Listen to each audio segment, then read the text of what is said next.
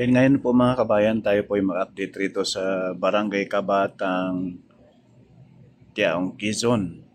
At sa porsyong ito mga kabayan, sako po ito sa may Barangay Kabatang, sa may package day. Papunta tayo ng Candelaria at Quezon mga kabayan, mula rito sa area ng Tiaong papuntang Candelaria. Tingnan natin kung ano na po ang progress. May ground shot tayo at may drone shot tayo.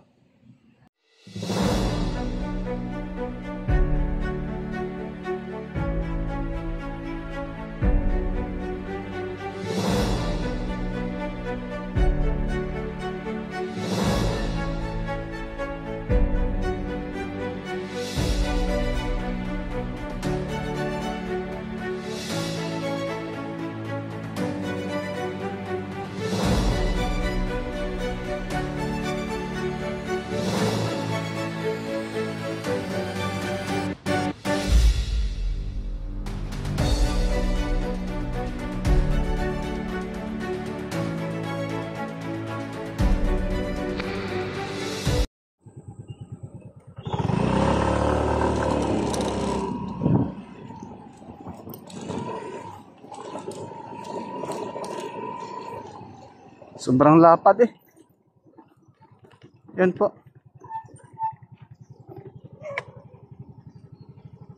Ganda sa unahan mga bayan.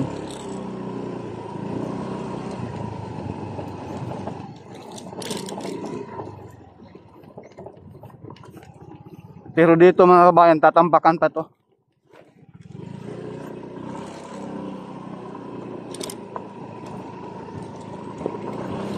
Pero mabilis ng trabaho dito kasi patag na. Kahit pagulong-gulong ka pa rito.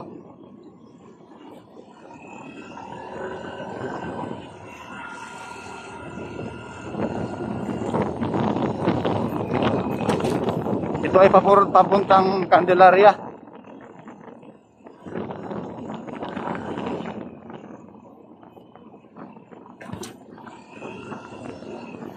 Dito sa area na ito mga bayan, hindi natin alam, kaya wala tayong mapagtanungan yung mismong kung anong barangay na ito.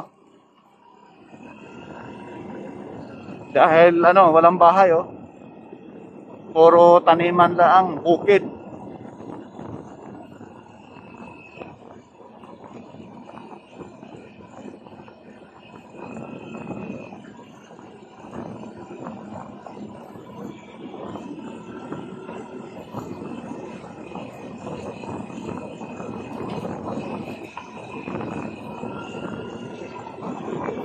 Sobrang lapad, Diyos ko po.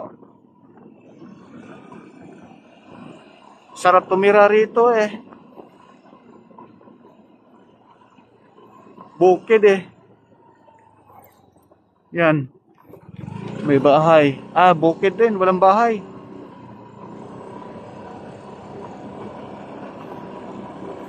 Ito ay papuntang Candelaria, Quezon, mga kabayan. Tanong tayo rito, anong barangay ito? May mga magsasaka rito. Tatambakan pa to ng lupa rin eh.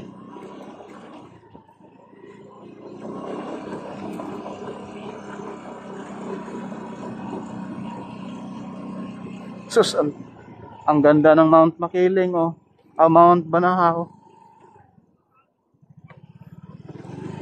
Kuya, pwede magtanong kuya, anong barangay ito kuya? Kabatang. Barangay Kabatang? Sako po to sa Tiaong o sa sa Candelaria? Tiaong pa. Tiaong pa po? Okay. Salamat po. Diyan mismo? Yung may sasakyan kuya? Dito. Tiaong pa. At Paglabas mo nito daw. may kasada din pag ganon. Service road. Opo. Salamat po. Kuya, Barangay Kabatang. Thank you. Ayun mga kabayan. Yung overlooking na ayan yung napakagandang view grabe. Yan po. Yan grabe ang ganda. Yan ang Dolores, Quezon. bundok na yan mga at saka Mount Banahaw.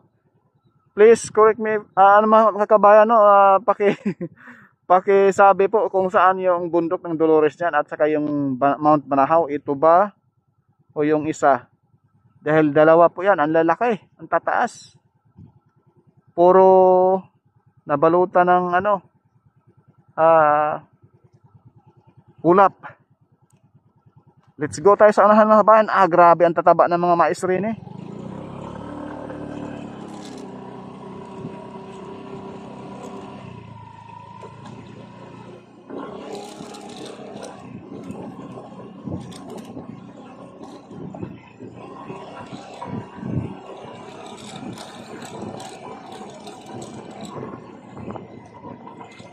Maisan, grabe ang dami. Ayan yung Dolores, tsaka yung mismong Banahaw mga kabayan.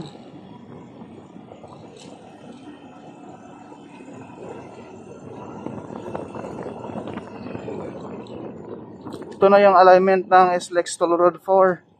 So try nating sumilong dyan sa puno na yan. May sasakyan. Kasi medyo malayo-layo na yung napasok natin. Papunta na to ng saan ba to papunta? Sa dating daan.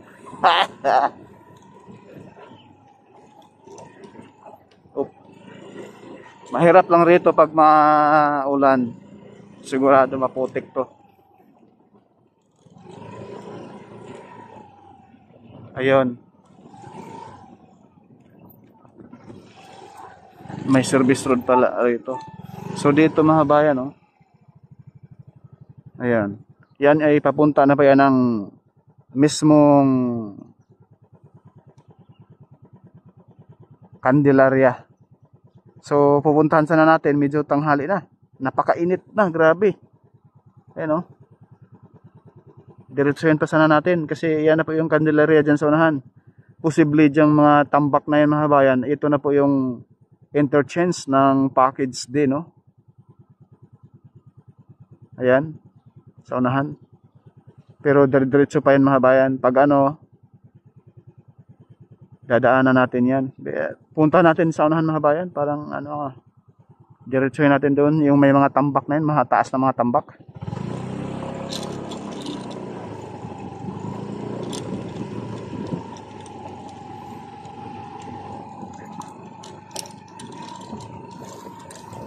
Ang lalaki ng mga rito, taniman, no? Sorte naman ang may-ari ng lupa rito na nadaanan ng SLEX.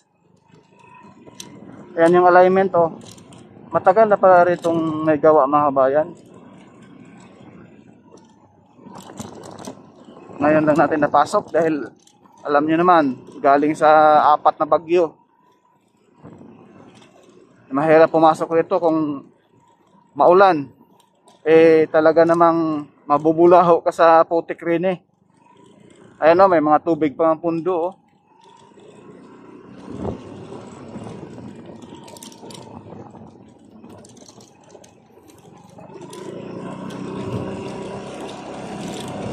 Tatambakan pa to rito mga bayan, mahabang mataas-taas na tambakan pa to.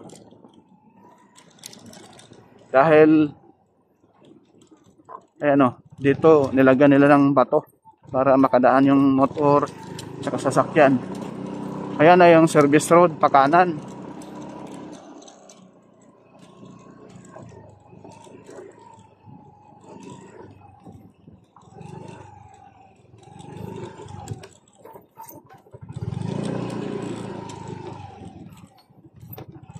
Hindi naman simentado. Rough road man ng mga kabayan. Yan yung ito rough road papunta sa mga bayan-bayan dyan. So dito tayo, sundan natin tong sasakyan.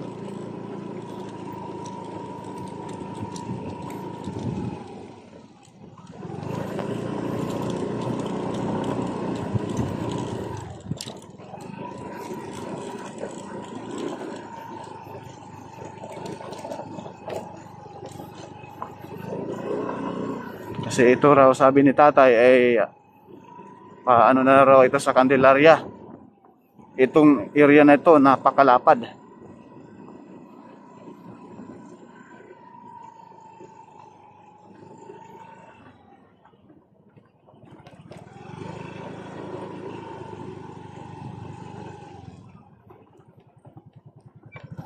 Tanong lang tayo rito kung anong barangay ito mga kabayan. Ayan, doon diretso pa eh. Kuya, anong barangay ito kuya? Ha? Saan? Tanong ko lang. Sakop ito ng ano, Candelaria ano? Sa ano pa? Sakop pa ng Tiaong. At Tiaong pa para. Ay yung Candelaria sa unahan pa po. Ay yung bundok na yan. Ay yung ano, yung mga puno na yun sa unahan. Ah. Nag-vlog kasi ako rito sa Islex. Opo. Nag-vlog. Oo. Opo, sa may barangay Kabaga. Kabatang, opo. Doon pa. So, lampas ng may parang bundok diyan. Candelaria na po. Okay. Diyan puntahan ko yung unahan. Salamat kuya. Pasensya na. Istorbo. Okay po. Yan po mga bayan. Yung bundok na yan, yung tambak na lupa na yan, yan na po ay sakop na raw ng Candelaria. So, dito tayo palipad ng drone. Sisilipin natin papunta roon kung may ano na ba roon. Gawa na ba? Candelaria na pala yan dyan sa unahan. Ang ganda naman ng bahay nag-iisa, walang katabi. Preskong-presko yan. Ayan po. Grabing ang palaya Ayan mga bayan.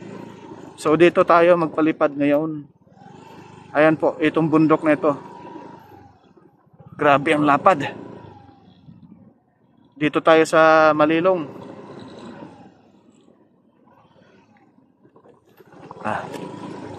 Dito. Palipad tayo rito.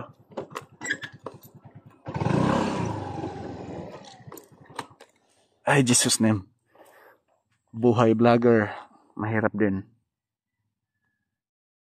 Yan kaharap sa ating kamera mga kabayan. Yan ay papuntang Candelaria proper, no? Sa unahan mga kabayan. Diyan sa unahan ay putol. Posible pagkalampas ng na clearing na dyan ay hindi pa nabayaran yung lupain dyan o hindi pa nagkasundo sa may-ari ng SLEX.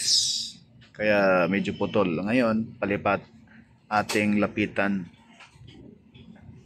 Palapitin natin yung ating drone ngayon doon sa dulo mga kabayan.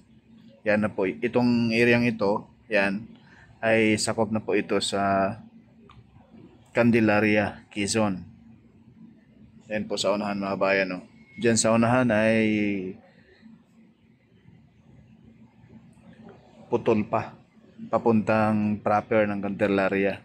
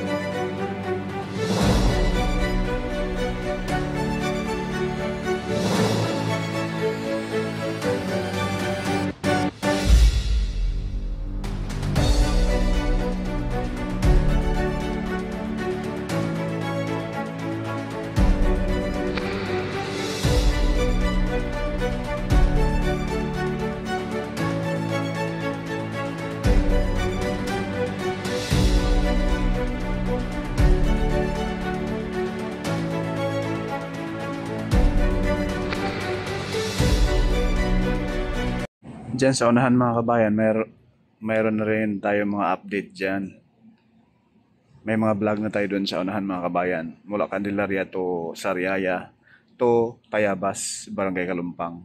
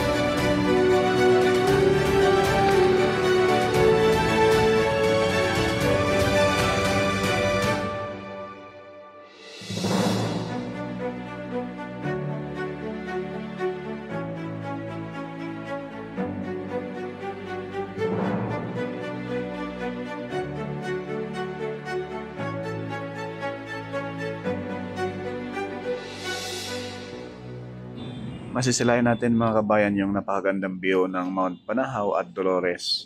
Yun lang po muna mga kabayan yung ating latest update rito po sa SLEX Toll Road 4 Package D. Please like, share at subscribe sa ating YouTube channel. Maraming salamat and God bless po.